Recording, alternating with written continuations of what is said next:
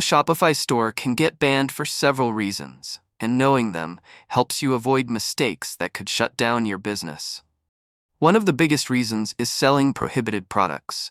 Shopify does not allow items like drugs, weapons, counterfeit goods, or adult content. Listing these types of products will almost always result in your store being taken down. Another reason is having too many chargebacks. If customers keep disputing charges with their banks, Shopify sees your store as risky. This usually happens when products are not delivered as promised, when shipping takes too long, or when the product is very different from the description. Clear communication and reliable service are the best ways to avoid this problem. Fraud is another red flag. If Shopify detects fake orders, stolen payment information, or any suspicious activity, your account can be suspended. Never try to inflate your sales or use dishonest tactics. Providing false or misleading business information is also a cause. When you set up your store, make sure your identity, banking, and business details are accurate.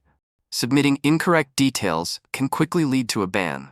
Violating intellectual property rules is another major reason. Selling products that copy other brands, using protected logos, or stealing images can all lead to account removal. Always use original content and avoid products you do not have rights to sell. Finally, bad practices like misleading advertising, hidden fees, or ignoring Shopify's warnings can add up. If you repeatedly break smaller rules, Shopify can still decide to close your account. The key to keeping your store safe is simple. Sell only allowed products, use accurate information, be transparent with customers, and follow Shopify's policies.